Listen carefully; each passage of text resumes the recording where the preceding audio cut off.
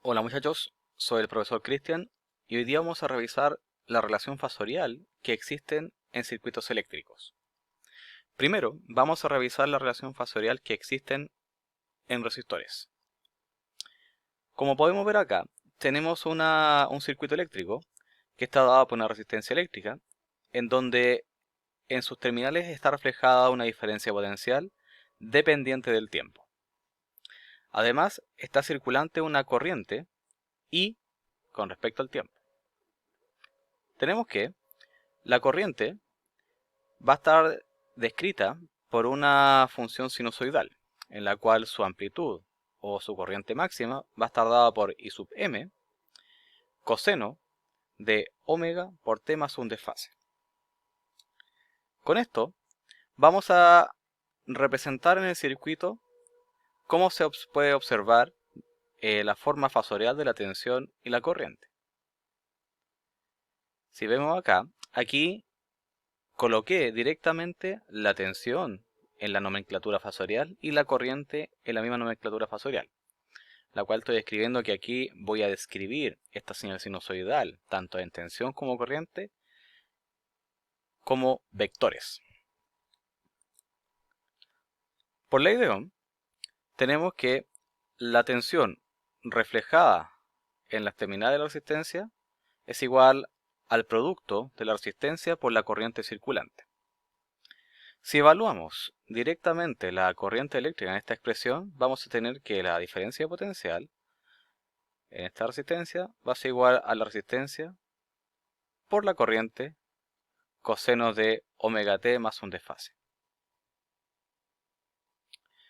Como está esta señal resultante, que es la diferencia de potencial expresada con una señal coseno, tenemos que la parte real de la expresión de Euler estaría dada de la siguiente forma.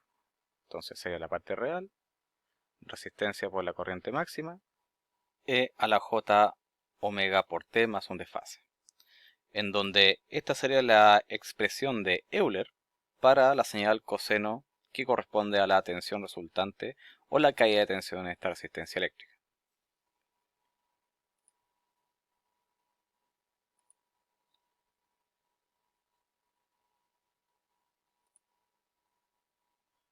A partir de esta expresión, se determinarán los fasores correspondientes a la tensión y la corriente. Partiendo con el fasor de tensión, tenemos que de la parte real de esto, tenemos que el fasor de tensión se obtiene al descomponer la parte fija de la parte variable o móvil de la expresión de Euler, quedando justamente ahí expresado el fasor. Esto quiere decir que el fasor de tensión sería R por la corriente, ángulo del desfase de la corriente inicial, que es el fasor de tensión. De la misma expresión, se puede separar el fasor de corriente, en donde el fasor de corriente va a ser la misma corriente inicial, que va a ser corriente máxima por el mismo desfase. Con esto, tenemos que aquí estaría expresado el fasor de corriente. Finalmente, la ley de Ohm estaría expresada de forma fasorial como la tensión fasorial, que va a ser igual a la resistencia, por la corriente expresada de forma fasorial. Entonces aquí dejamos anotado ley de Ohm correspondiente a la expresión que acabamos de notar.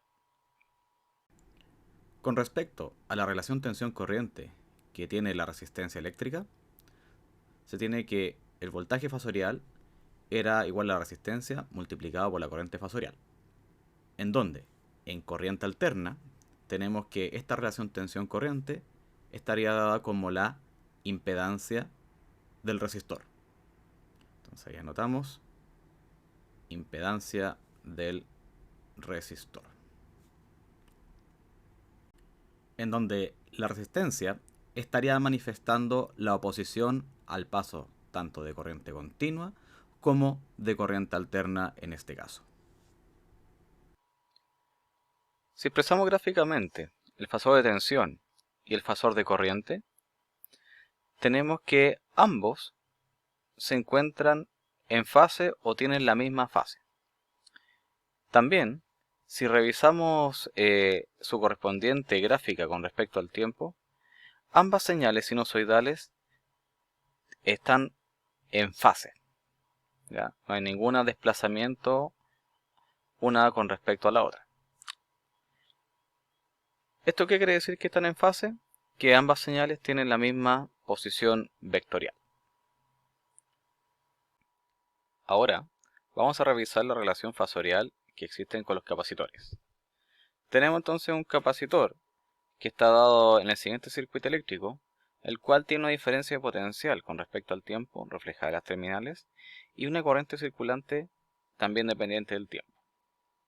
Además, tenemos que su tensión describe una señal sinusoidal por una amplitud máxima B sub m, coseno de omega t más un desfase de esta señal. Si representamos entonces este circuito eléctrico al igual que se hizo con la resistencia, quedaría expresado de la siguiente manera, con la tensión en forma fasorial y la corriente en forma fasorial también. Ahora, para poder saber cómo se comporta el capacitor en este sentido, tendremos que revisar su modelo. El modelo del capacitor está dado entonces de la siguiente manera, la cual, con respecto a la corriente que está circulante en este circuito, sería que la corriente sería igual a la capacitancia multiplicada por la razón de cambio de la tensión que está reflejada con respecto al tiempo. Si evaluamos la tensión en esta expresión, tenemos que aplicar la derivada fasorial que se explicó en unos videos anteriores. Entonces, primero que nada, la expresamos con la forma de Euler la tensión, sería la parte real de la amplitud, e a la j omega t más un desfase.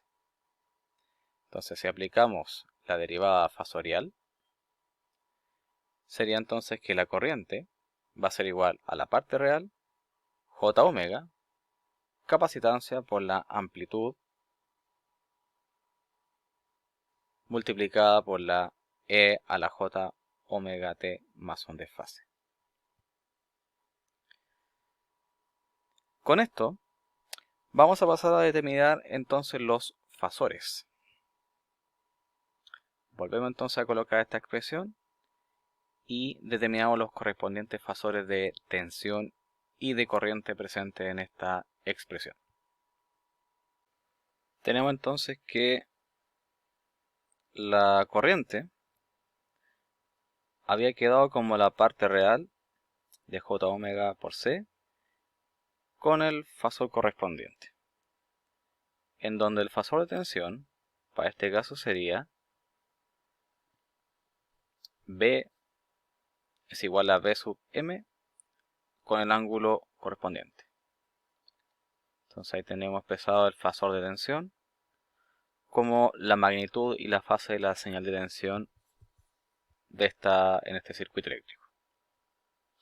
Recordad que en este caso el fasor, lo que se hizo, se descompuso la parte móvil y la parte estática de la expresión de Euler que acompaña a esta corriente. ¿Ya?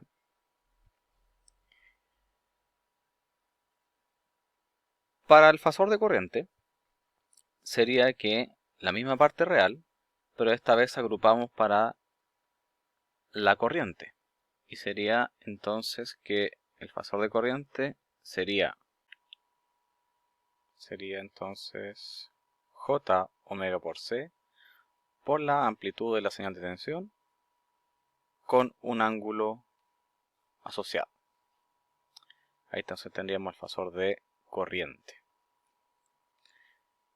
Finalmente, el modelo fasorial del capacitor estaría dado como la corriente fasorial va a ser igual a j omega por c multiplicado por el fasor de tensión. Con respecto a esto, Si despejamos la tensión que quede en función de la corriente, se puede obtener por ley de Ohm la relación tensión-corriente que está dentro del capacitor. Esta relación tensión-corriente que aparece en corriente alterna en esta expresión fasorial estaría dada de la siguiente forma, en donde la tensión sería menos J dividido omega por C multiplicado por el fasor de corriente. Con esto se tiene que la relación tensión-corriente, a partir de la ley de Ohm establecida anteriormente, tenemos la impedancia del capacitor, que estaría dada por menos J dividido omega por C. Y en este sentido, tenemos que su magnitud estaría dada por la reactancia capacitiva. Entonces ahí sería 1 dividido omega por C. Donde esto estaría manifestando directamente la oposición al paso de corriente alterna que impone el capacitor. Si revisamos gráficamente los fasores de tensión y de corriente, tenemos que ambos fasores, producto del efecto del condensador, quedan desfasados en 90 grados. Esto provoca que la tensión se retrase 90 grados respecto a la corriente, dado por la inercia que provoca este elemento ante los cambios de tensión, porque recordemos que el condensador físicamente, dado por el modelo matemático extraído, se opone a los cambios de tensión. Para entender más rápidamente cómo se extrajo esos 90 grados para entender el desfase entre la tensión y la corriente, revisemos los fasores. Tenemos el fasor de tensión, que sería igual a B sub m con un ángulo de θ, y el fasor de corriente, que sería J omega C B sub m con un ángulo de θ. J lo vamos a expresar de forma polar, ¿ya? Porque J sería la forma rectangular de el ángulo de 90 grados con una magnitud de 1. Si expresamos esto y hacemos operaciones con números polares, porque el fasor también es un número polar, veamos lo siguiente. Quedaría omega C B sub m con ángulo de θ, y al multiplicarse quedaría de la siguiente forma. Tenemos entonces que aquí magnitudes se multiplican y las fases se suman, quedando entonces la corriente desfasada justamente los 90 grados respecto de la corriente. El último elemento que vamos a revisar sería la relación fasorial con el inductor. Tenemos aquí en este circuito eléctrico un inductor que tiene una diferencia de potencial V con respecto al tiempo y una corriente circulante I con respecto al tiempo. La expresión de la corriente está dada por una señal sinusoidal con una amplitud de I sub m, corriente máxima, coseno de omega t más un desfase. Si expresamos entonces el circuito de forma fasorial, ahí entonces estarían indicados los respectivos fasores de tensión y de corriente que están inmersos en este sistema. Ahora vamos a comenzar a revisar el modelo del inductor. El modelo del inductor establece que la diferencia de potencial es igual a la inductancia por la razón de cambio de la corriente con respecto al tiempo que está circulante. Para esto vamos a expresar la corriente en la forma de Euler, como tenemos a continuación. Entonces sería la parte real de la corriente multiplicada por la exponencial a la j por omega t más un desfase. Como aquí hay una derivada, se tiene que aplicar la derivada fasorial vista en videos anteriores. Por lo tanto, la tensión queda indicada de la siguiente forma, aplicando entonces la derivada fasorial. La tensión quedaría igual a la parte real, J omega L por la corriente máxima, E a la J omega T más un desfase, indicando así entonces cómo quedaría la expresión de la tensión en el modelo del inductor. Veamos entonces. Para obtener directamente los fasores de esta expresión, aplicamos entonces lo mismo que hemos revisado con los demás elementos. Para la tensión, sería entonces que separamos la parte móvil y la parte estática de la exponencial y agrupamos para obtener primero el vector de tensión. En donde el vector de tensión, en este caso sería J omega L por la corriente máxima y un ángulo de θ que era el desfase de las señales anteriores. Para el fasor de corriente, sería entonces la parte real, reagrupamos lo que está adentro y extraemos de la misma forma el fasor de corriente, en donde el fasor de corriente sería I sub m ángulo de θ. Entonces ahí sería el fasor de corriente. Y finalmente tenemos que el modelo fasorial del inductor estaría dado por la tensión fasorial, que sería igual a J omega L por la corriente fasorial. A partir de la relación tensión-corriente, que fue determinada por el condensador, se realizará el mismo proceso con el inductor, en donde su tensión es igual a J omega L multiplicada por la corriente fasorial. Entonces, a partir de esto, tenemos que la relación tensión-corriente en el inductor está dada por la impedancia del inductor,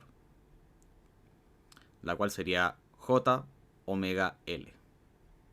Entonces ahí anotamos impedancia del inductor.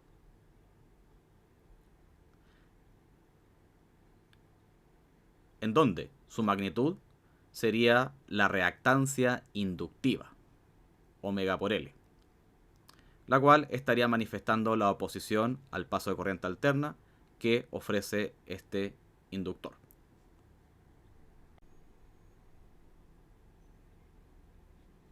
Con esto, gráficamente tenemos que el fasor de tensión y el fasor de corriente, de igual forma que el condensador, estarán desfasados 90 grados. ¿Eso qué quiere decir? Que la corriente estará retrasada 90 grados de la tensión. Para poder dilucidar más rápidamente, al igual que el condensador, de dónde aparecen estos 90 grados, expresaremos nuevamente los fasores de tensión y de corriente, los cuales serían I sub m, ángulo θ, el fasor de tensión, J omega L y m, ángulo θ, en donde J, si lo expresamos de forma polar, sería 1 ángulo de 90. Entonces colocamos aquí y lo multiplicamos por lo que resta del fasor. Multiplicamos finalmente las magnitudes y sumamos las fases. Y ahí aparece entonces este desfase de 90 grados que estaría separando la señal de tensión de la señal de corriente en presencia de un inductor. Finalmente, ya expresado, tanto la parte del equivalente resistivo del inductor, el equivalente resistivo del condensador y el comportamiento de la resistencia eléctrica en corriente alterna propiamente tal, definiremos un concepto que agrupará a estos elementos pasivos. Este concepto se llama impedancia. Esta impedancia agrupa de forma algebraica tanto la parte resistiva como la parte reactiva. ¿Qué quiere decir esto? Que la parte resistiva vendría siendo la carga real y la parte reactiva o la reactancia sería la carga imaginaria que corresponden tanto a capacitores como inductores. Por lo tanto, la impedancia, en resumidas cuentas, podría ser llamada como la suma algebraica de las cargas tanto resistivas como reactivas, en donde la parte imaginaria dijimos que sería la reactancia, que puede ser tanto capacitiva como inductiva. Si es capacitiva, la parte imaginaria sería negativa, y si es inductiva, la parte imaginaria sería positiva. Con esto, aquí tenemos que la representación, que está dada principalmente de la impedancia, estaría dado justamente de forma rectangular. Por lo tanto, la primera representación de esta impedancia estaría dado de forma rectangular. Entonces aquí lo voy a anotar de forma rectangular. Como es un número complejo, también lo podemos agrupar o representar de forma polar. Entonces aquí voy a anotar de forma polar. Nótese lo siguiente. Solo el ángulo lo he colocado con signo tanto positivo como negativo, porque en presencia de reactancias, tanto capacitiva como inductiva, el ángulo de esta impedancia en forma polar va a ser afectado en su signo. Por lo tanto, para obtener la magnitud de esta impedancia sería raíz cuadrada de la resistencia más la reactancia equivalente al cuadrado. El ángulo, que ahí lo coloco tanto positivo como negativo dependiendo cómo sea la reactancia, sería el arco tangente de la parte imaginaria dividido la parte real.